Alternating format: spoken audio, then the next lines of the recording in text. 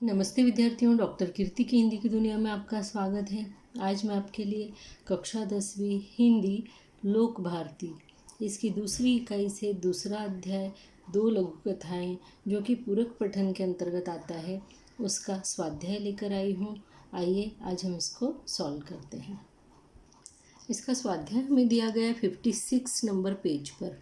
विद्यार्थियों, इसको शुरू करने से पहले मैं आपसे एक रिक्वेस्ट करना चाहती हूँ कि प्लीज़ वीडियो को देखकर ऐसे ही आगे मत बढ़ जाइए।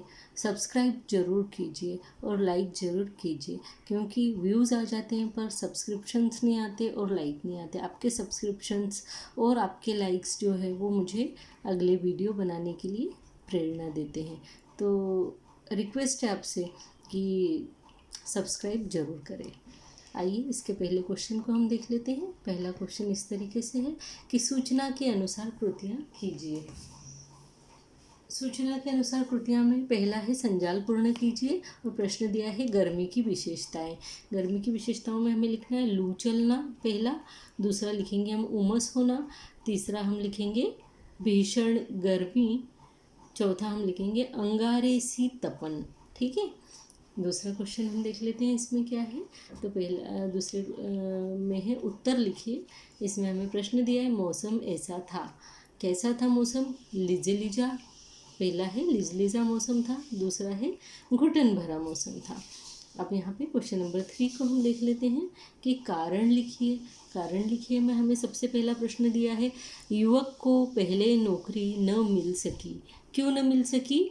क्योंकि हर जगह भ्रष्टाचार और रिश्वत का बोलबाला था। दूसरा प्रश्न हमको दिया है आखिरकार अधिकारियों द्वारा युवक का चयन कर लिया गया। क्यों? क्योंकि भीतर बैठे अधिकारियों ने गंभीरता से विचार करने के बाद युवक के सही उत्तर की दाद दी थी। ठीक है, ये इसका उत्तर हो जाएगा। क्वेश्चन नंबर 4 देखते हैं हम कि लेखक के मन परिवर्तन के कारण लिखिए। लेखक का मन परिवर्तन किस कारण से हुआ था? जब वो भुट्टा लेने गया था तब, है ना। तो उसका मन परिवर्तन होता है जब वो 2 रुपए के लिए झिकझिक करता है। तो पहला तो पहाड़ों पर घूमने के लिए हजारों रुपए खर्च करना, है ना। लोग पहाड़ पर घूमने जाते हैं तो हजारों रुपए खर्च कर देते हैं। अच्छे होटलों में रुकना, वहाँ का भी खर्चा बहुत होता है। बड़े दुकानों में दाम पूछे बिना खर्च करना, हम बड़ी दुकानों में कीमत नहीं पूछते, जितनी बताते हैं उतनी हम दे देते हैं। और सबसे आखिरी का है गरीब से 2 रुपए के लिए झिक झिक करना। ये झिक झिक यहाँ पे थोड़ा ऐसा लिखा हुआ है इसलिए मैंने यहाँ ठीक से लिख दिया है झिक झिक, है ना।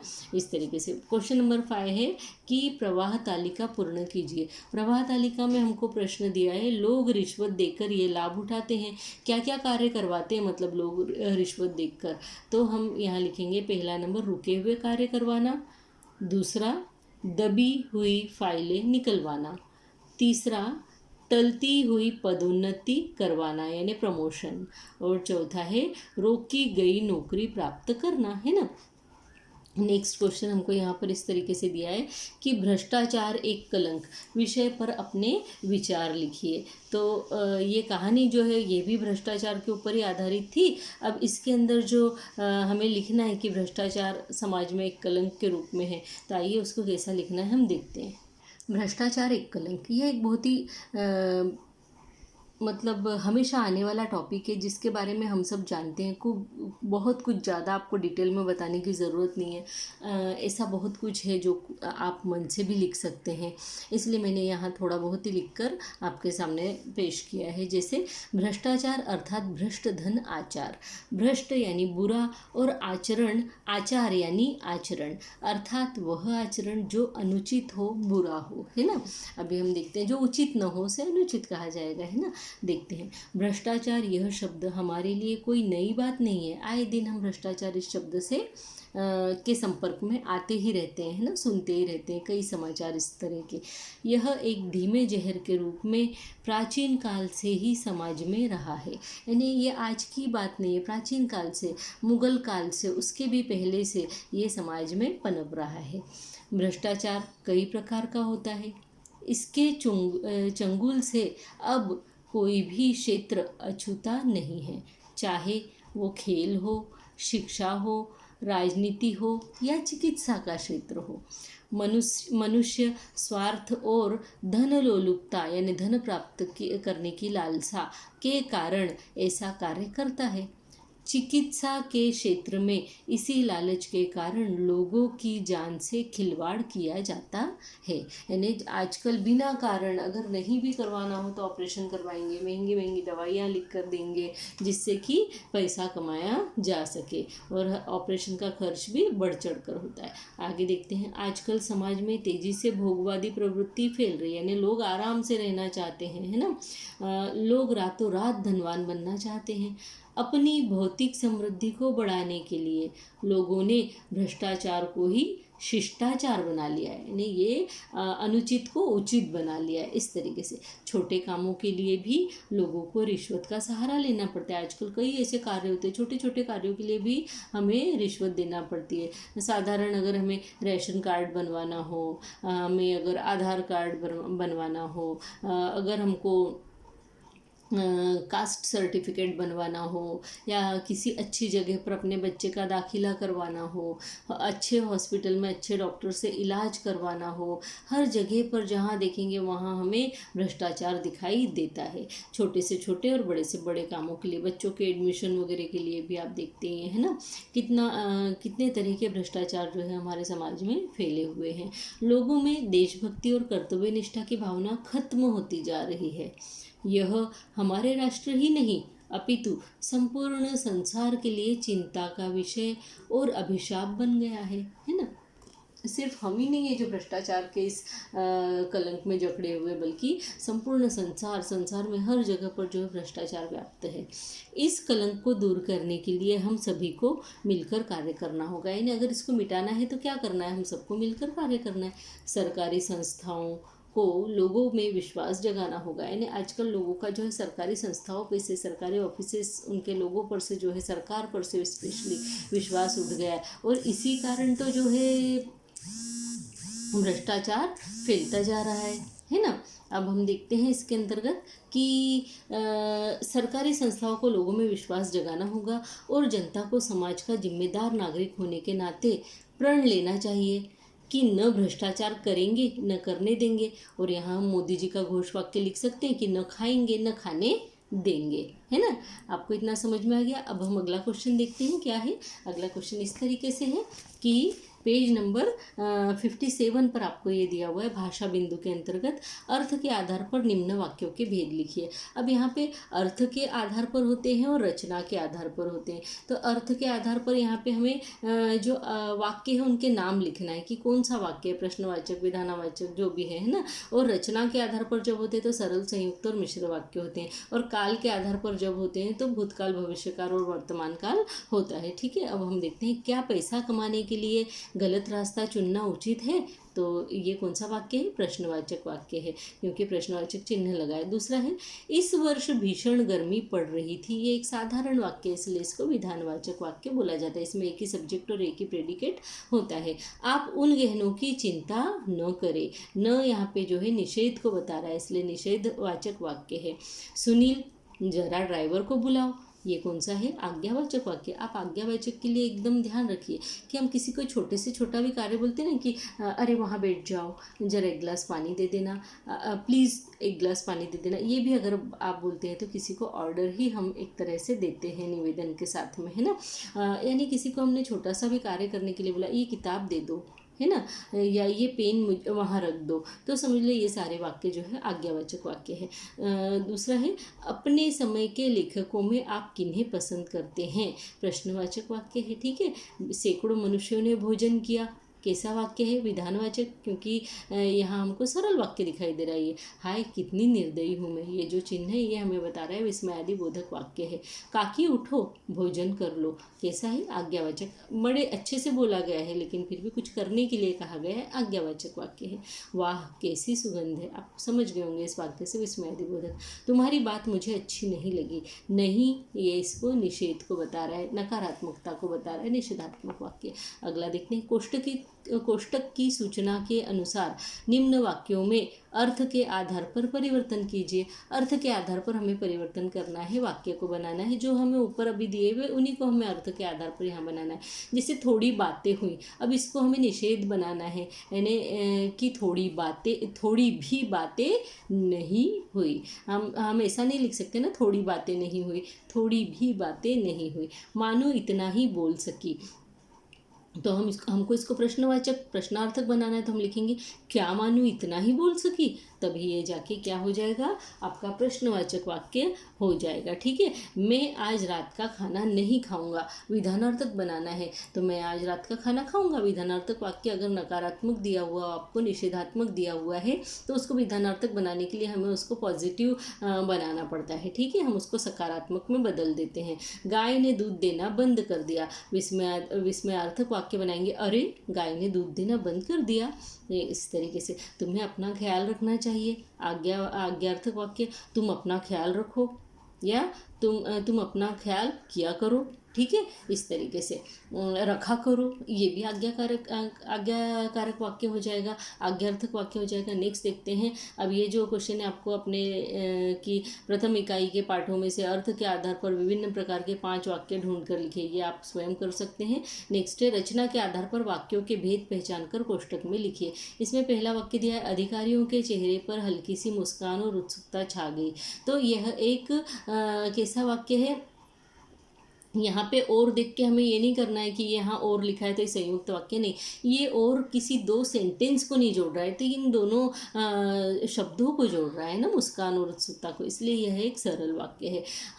और हर ओर से वह निराश हो गया था। इसमें हमें कुछ भी इन दो सेंटेंस नहीं दिख रहे जिनको किसी ने जोड़ा हुआ है वगैरह, इस तरह का कुछ भी नहीं। ये एक सरल वाक्य, एक ही सब्जेक्ट है, एक ही प्रेडिकेट है ना। उसे देख देख बड़ा जी करता कि मौका मिलते ही उसे चलाऊं, कि हमें उसे देख देख बड़ा जी करता, क्या जी करता, जब हम आगे का पढ़ेंगे तभी हमें समझ में आएगा। तो जब हम पढ़ेंगे कि मौका मिलते ही उसे चलाऊं, जब हम दूसरा वाक्य पढ़ने के बाद में हमें पहले वाक्य का अर्थ, या पहला वाक्य पढ़ने के बाद में हमें दूसरे वाक्य का अर्थ समझ में आए, वहाँ पर मिश्र वाक्य होते हैं। और संयुक्त वाक्य देखिए किस तरीके के होते हैं, कि वह बूढ़ी काकी पर झपटी और उन्हें दोनों हाथों से झटक कर बोली। यहाँ दोनों अपने आप में पूर्ण वाक्य है और उन्हें और से जोड़ा गया है, दोनों का संबंध साथ मिलाया गया, इसलिए ये संयुक्त वाक्य है। मोटे तौर पर 2 वर्ग किए जा सकते हैं। अब ये सरल वाक्य हमें सीधा दिख रहा है, विधानार्थक वाक्य है, सरल वाक्य है, इसके अंदर एक ही सब्जेक्ट है, एक ही प्रेडिकेट है। अभी समाज में यह चल रहा है क्योंकि लोग अपनी आजीविका शरीर श्रम से चलाते हैं। अब क्योंकि और ये नहीं, ये देखेंगे आपकी अभी समाज में यह चल रहा है, ये अपने आप में पूर्ण वाक्य देखिए, है ना। क्योंकि लोग अपनी आजीविका शरीर श्रम से चलाते हैं, तो लोग अपनी आजीविका शरीर श्रम से चलाते हैं, ये भी संपूर्ण वाक्य है और इसको क्योंकि से जोड़ा गया है, इसलिए संयुक्त वाक्य। अब यहाँ पर ये जो है मिश्र वाक्य नहीं हो सकता, क्योंकि ये हमें सीधे सीधे दिख रहा है कि दोनों पूर्ण वाक्य है और एक वाक्य दूसरे वाक्य के ऊपर डिपेंड नहीं है। नेक्स्ट क्वेश्चन हम देखते हैं कि रचना के आधार पर विभिन्न प्रकार के 3-3 वाक्य पाठों से ढूंढकर लिखिए। ये आप स्वयं ढूंढकर लिखिएगा। और उपायोजित लेखन के अंदर हम देखते हैं, जल है तो कल है विषय पर 80 से 100 शब्दों में निबंध लिखिए। आइए हम इस निबंध को कैसे लिखना है इसको हम देख लेते हैं। जल है तो कल है, यहाँ हमने शुरुआत किया है। जिस प्रकार से हवा अर्थात हवा के बिना, यहाँ पे होना चाहिए हवा के बिना अर्थात सांस लिए बिना जिया नहीं जा सकता है, उसी प्रकार बिना जल के अधिक समय तक नहीं जी सकते, है ना। जल के बिना थोड़े समय जिया जा सकता है लेकिन अधिक समय तक नहीं। प्राकृतिक जल स्रोतों जैसे नदी, झरने, वर्षा के साथ साथ मानव निर्मित स्रोत जैसे तालाब, कुएं आदि से मनुष्य को पानी की आपूर्ति होती है, यानी मिलता है। वर्षा का जल नदियों, तालाबों, झीलों आदि में जमा हो जाता है, कुओं में भी जमा होता है, सब में जमा होता है ना। और शुद्धिकरण के बाद पीने योग्य बनाया जाता है। इसकी शुद्धिकरण करने के बाद ये हमें पाइपलाइन के थ्रू अपने घरों में आ जाता है। परंतु निरंतर बढ़ती हुई जनसंख्या के कारण आज पानी की समस्या आ खड़ी हुई है। बढ़ते हुए कारखाने और जंगलों की अंधाधुंध कटाई के कारण वर्षा का स्तर निरंतर कम हो रहा है। खेतों में सिंचाई के लिए कहें या कारखानों में उत्पादन के लिए भूजल का बड़ी मात्रा में दोहन हो रहा है। वहाँ पे जो है हैंडपम्प खोद लिए जाते हैं या बोरवेल है ना, उसके कारण बड़ी मात्रा में उसका पानी का दोहन हो रहा है ज़मीन के अंदर के। पहले ज़मीन को लेकर दो देशों के बीच में लड़ाइयाँ होती थी, अब वे पानी को लेकर लड़ने लगे। जैसे हिंदुस्तान से पाकिस्तान जो नदी जा रही हो तो कुछ हो गया तो लड़ाई में धमकी दे देते, इस नदी का पानी उधर जाना बंद कर देंगे, ये वो इस तरीके से, है ना। तो सिर्फ भारत ही नहीं बल्कि पूरे विश्व में पानी की समस्या विकराल रूप ले रही है, यानी बहुत बड़ा रूप ले रही है। दक्षिण अमेरिका के वेनेजुएला में अब हम यहाँ पे कुछ एग्जाम्पल दे सकते हैं ना। जैसे दक्षिण अमेरिका के वेनेजुएला में तो पानी सोने के भाव बिक रहा है। यहाँ के लोगों को पानी पीने के लिए भी पानी नसीब नहीं हो रहा है।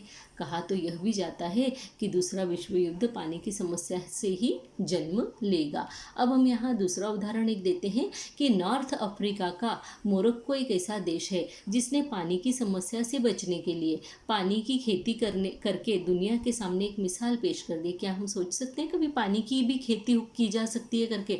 लेकिन मोरक्को एक ऐसा देश है जिसने पानी की खेती की है। यह सब उन्होंने वैज्ञानिक तरीकों को अपनाकर किया है। यहाँ हवाओं की नमी को इकट्ठा करने वाली अनूठी तकनीक का इस्तेमाल करके लोगों ने रेगिस्तान में खेतों को सींचने का कमाल करके दिखाया है। यहाँ पे बड़े बड़े जाल लगाए जाते हैं, वो जाले देखकर हमेशा समझ में भी नहीं आएगा कि इसमें जो है पानी इकट्ठा किया जाता है, लेकिन उन जालों में इस तरीके के ये लगे हुए होते हैं, जाली इस तरीके की बनी हुई होती है कि जो हवाओं की नमी है वो उसमें चिपक जाती है और फिर वो पानी जो है उसमें से पाइपलाइन के थ्रू कुओं में भेजा जाता है। कुओं के अंदर कुओं को ठंडा रखा जाता है और जैसे ही ये नमी उसके अंदर जाती है वैसे ही वो पानी के रूप में बदल जाती है। फिर उस पानी को जो है पीने के लिए उपयोग में लाया जाता है। तो देखिए पानी के लिए लोग कैसे कर रहे हैं, जबकि प्राकृतिक रूप से हमें ईश्वर ने इतना जल दिया, अगर हम उसको संभाल के रख सके तो हमें इतना सब करने की ज़रूरत ही ना पड़े, है ना। उसके अलावा एक पेरू में एक लीमा करके देश है, वहाँ पे भी जो है पानी की बड़ी समस्या है। यानी कम से कम 20 लाख लोगों की आबादी है और वहाँ भी पानी इसी तरीके से जो है वाष्पीकृत करके वहाँ पे जो ओस की बूंदें होती है उनको संभाल के, मतलब इन्हीं तरीक़ों से जो है वहाँ पानी का को इकट्ठा किया जाता है और फिर उसको वापरा जाता है। इसके अलावा इज़राइल में तो हवा में जो नमी रहती है उसको निचोड़ लिया जाता है और निचोड़ने के बाद में उसको खेती में सिंचाई के लिए यूज़ किया जाता है। तो ये सारे एग्जाम्पल आप इसमें लिख सकते हैं जिससे आपका जो निबंध है ये इफेक्टिव बन जाएगा। इन सभी बातों से हमें पानी का महत्व तो समझ में आता ही है ना। अब यहाँ पे हम देखते हैं कि पानी का महत्व हमें समझ में आ रहा है। आजकल शहरों की गंदगी को पानी में बहाकर उसे प्रदूषित किया जाना आम बात हो गई है ना। शहरों की जो भी गंदगी है वो सब समुद्रों में नदियों में छोड़ दी जाती है। हालांकि सरकार इस क्षेत्र में अथक प्रयास कर रही है, फिर भी सरकार के साथ ही देश का हर व्यक्ति भी पानी बचाने का प्रण कर ले तो इस समस्या से बचा जा सकता है। ज़रूरत है हमें अपने रोज़मर्रा के कामों में पानी को बचाने की, ज़रूरत के अनुसार ही उसे वापरने की या यूज़ करने की, पानी का अपव्यय यानी फालतू खर्च रोकने की। हम सभी को इसके लिए प्रयत्न करना ही पड़ेंगे क्योंकि आखिर जल है तो ही हमारा कल है ना। इस तरीके से आप इस निबंध को लिख सकते हैं। अब आपका ये जो लेसन है 2 लघु कथाएं, इसका स्वाध्याय आपका पूर्ण तरीके से तैयार हो गया है। अब आप आराम से जो है घर पर बैठकर पढ़िए और तैयारी कीजिए। मुझे पूरी उम्मीद है कि आपको ये 2 लघु कथाओं का स्वाध्याय खूब अच्छे से समझ में आ गया होगा। फिर भी कोई परेशानी हो तो कमेंट बॉक्स में लिखकर मुझसे पूछ सकते हैं। और हाँ, मेरे इस चैनल को सब्सक्राइब करने के लिए प्लीज़ न भूलें, इसे सब्सक्राइब कीजिए, लाइक कीजिए, हो सके तो अपने फ्रेंड्स के साथ शेयर कीजिए। मिल बांट कर पढ़ने से ज्ञान बढ़ता है, कम नहीं होता। डिस्कशन ज़रूर कीजिए। पढ़ाई जब आप करते हैं अपने फ्रेंड्स के साथ में डिस्कशन ज़रूर से कीजिए। इसी के साथ में धन्यवाद, नमस्ते।